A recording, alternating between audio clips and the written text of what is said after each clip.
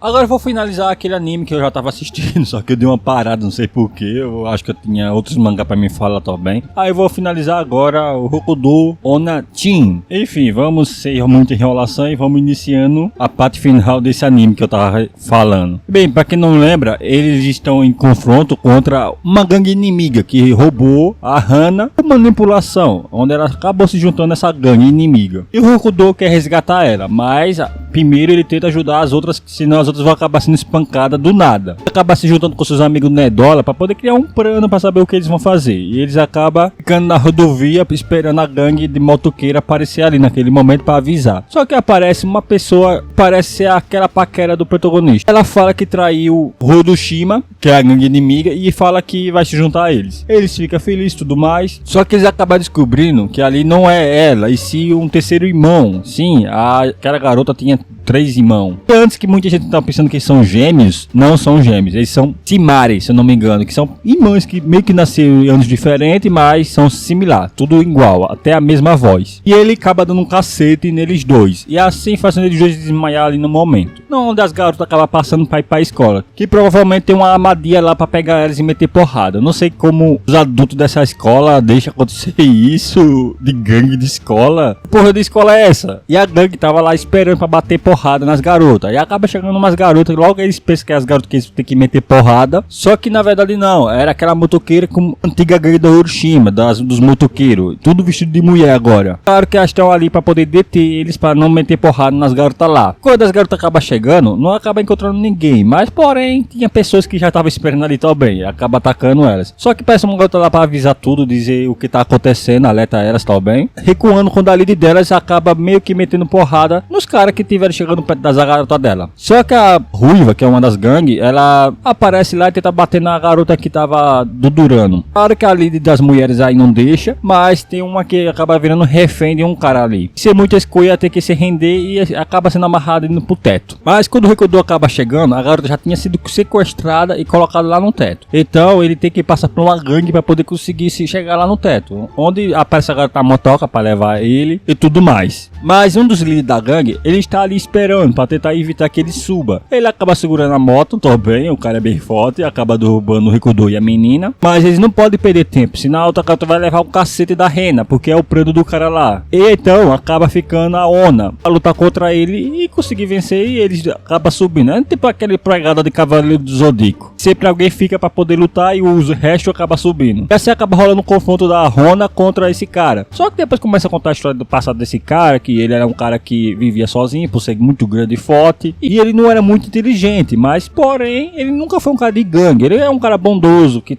gostava de estudar, embora tivesse nota ruim ainda, e sempre ajudava crianças e idosos a passar na rua. Um cara bem bom. Só que por causa das pessoas debochar dele e rir dele, ele acabou se juntando nessa gangue, por causa daquele o Duji, que acabou convencendo a ele que ele tem que se juntar à gangue para ele ser feliz. E ele acabou caindo na pegada, então meio que ele se junta à gangue. Não quer deixar, ele luta contra a Rona, embora a Rona também solta o cabelo, eu não sei porque achei muito mais bonita assim, com o cabelo solto. Ela acaba desafiando ele, que cada um vai dar um soco, como a última catada. Ele dá um soco primeiro no estômago dela, mas ela não cai, então ele espera o soco dela, ela dá um soco bem no estômago dele, e ele cai.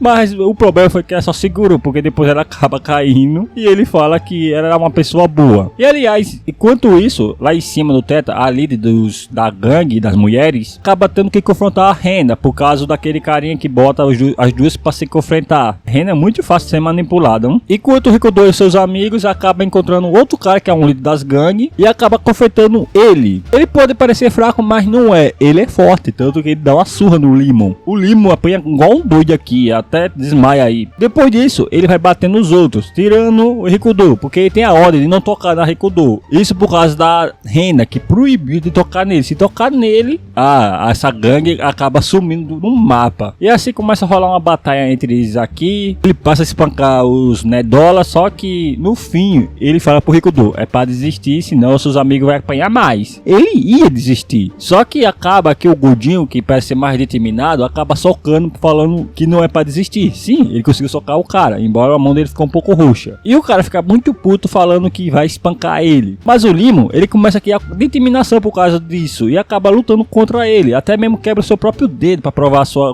movimentação. E assim meio que ele acaba explicando a história do passado dele também, que ele tinha muitos amigos e tudo mais, até a namorada dele, que é atualmente, ele não, quando ele namorava com ela, debochava dele, que ele era uma pessoa sozinha, que dizia que tinha amigo, mas não tinha amigo. E no fim, ela tava certa, porque quando ele tava dando com eles meio que aprontaram com ele. Fizeram uma armadilha para ele apanhar por esse cara que ele tá apanhando agora no atual momento, mostrando que ele nunca teve amigo, mesmo estando um aliado de pessoas. E foi assim que a garota apareceu, ajudou ele, consolou ele, e por isso que eles começaram a namorar. Com a grande determinação, ele consegue fazer um plano onde ele descobriu a técnica desse cara. Ele preve os golpes dos outros para depois atacar. Ele meio que conseguiu aprender a mão dele, jogar ele pela janela e meter porrada até ele desmaiar, só com um único soco. E conseguiu vencê-lo assim desse jeito. Mas no fim ele acaba meio que desmaiando aí. O problema aqui é que quando eles estão subindo, eles acabam encontrando aquele irmão gêmeo das garotas, que diz que não vai deixar eles passar. Aí por cima aparece o outro irmão gêmeo, entre aspas. Vou dizer logo porque é entre aspas. Quando ele fala que os dois vão meter porrada nos três, especialmente eles não ligam pela ordem da não tocar no Reikudô, eles querem tocar no Reikudô, o mais velho ia bater nos outros dois, enquanto a mais nova ia bater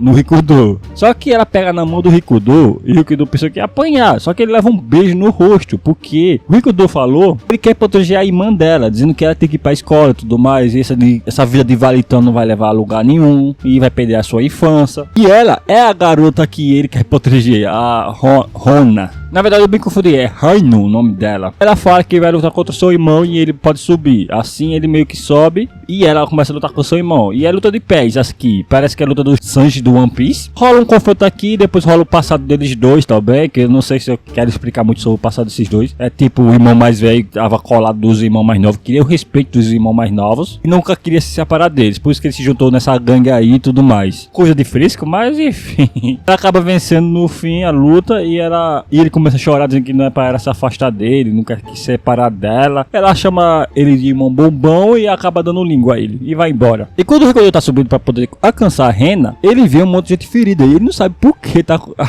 naquela situação, aquelas pessoas. Só que ele acaba descobrindo porque alguém pega ele e é aquela gostosa da ruiva. Ele pensa que ela não vai atacar ele porque ela é proibida pra atacar por causa da Rena. Só que ela não liga, ela dá um chicotando na cara dele. E aliás, ele parece que para num quarto vermelho da dor, parece que é todo no quarto da Crystal Grey, do 50 Tons de Cinza. Isso tudo dá pra ver que ela é meio que masoquista. E eu já sei o que ela quer aqui com ele. Se o protagonista não se ligar, ele vai perder o cabaço. E não tô falando da frente não, tô falando da trás mesmo. Mas tanto que ela pega, coloca um negócio no olho dele e começa a chocotear ele várias vezes. Ele começa a apanhar, mas ele acaba refletindo e pensando. Toda mulher, ela consegue ver perante a ele aquilo que ela deseja. Então ela percebe que ela gosta de homens fortes. Então ele já percebeu que ela vê ele como se fosse um cara extremamente poderoso. E ele faz um movimento, e isso faz ela se afastar. E ela vê, sério, eu acho que a mulher é fã de Jojo. Ela vê como o Reikudô se ele fosse o Jojo na vida, ou sei lá, o Jotaro.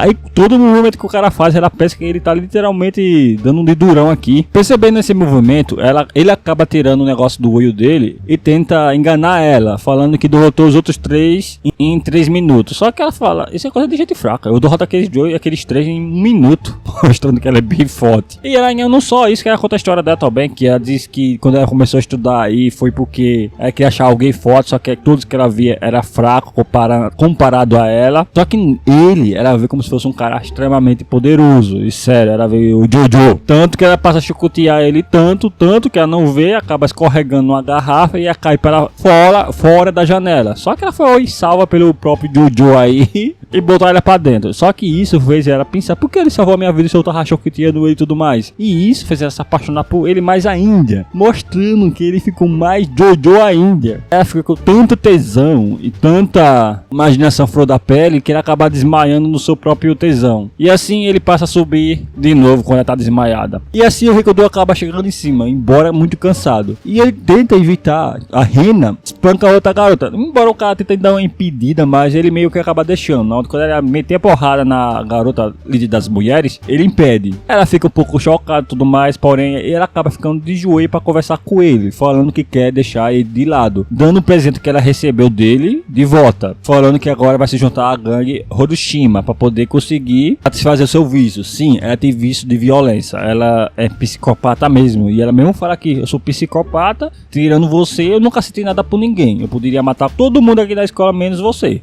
Então, para ele ter uma vida feliz, ela preferiu ir vazar com essa gangue. E assim é que é ir embora. Só que o Rikudo não quer deixar ir embora. Tanto que ele acaba desafiando 1 a 1 contra o líder da gangue. E ele fala para não impedir essa luta, que é só entre eles dois. E sério, o Rikudo apanha aqui feito doido. Embora ele consegue até dar um socão na cara comparado ao primeiro episódio que ele bateu no limo e não conseguiu bater, só apanhava. Mesmo assim, ele só não foi pro Vasco aqui de tanto apanhar, porque os amigos dele acabam aparecendo, especialmente a Raino, dizendo que traiu a gangue para ficar com o Rikudo. E acaba eles todos se juntando, falando que vai se juntar com o Rikudo. Só que o Rikudo fala que não, que a luta é dele e tudo mais. Só que o coronel, ele chega lá e fala: Rikudo, você ajudou todo mundo, você fez tudo por nós, mesmo você sendo fraco, o seu espírito é forte e nós queremos retribuir esse favor para você. E sim, todos acabam se juntando com o Rikudo dando a força deles. E esse cara da gangue fala: eu chamo tudinho aqui pra porrada mesmo. E pior, cara, ele bate em tudinho, especialmente a Rona, que é uma das mais fortes. Ele consegue bater, mas ninguém para, todo mundo avança em cima desse parar. E até pergunta: por que você tá fazendo isso? Por que você tá com essa obsessão sobre a Rena? E ele explica a história dele, a vida dele. Ele sofria bullying. Ele é um dólar, como todo mundo aí, e apanhava dos caras. E ainda por cima era intimidado, dar dinheiro aos caras. O que muda é que ele percebeu, se ele ficasse do lado dos mais fortes, ele ia ser protegido. Onde ele se juntou à gangue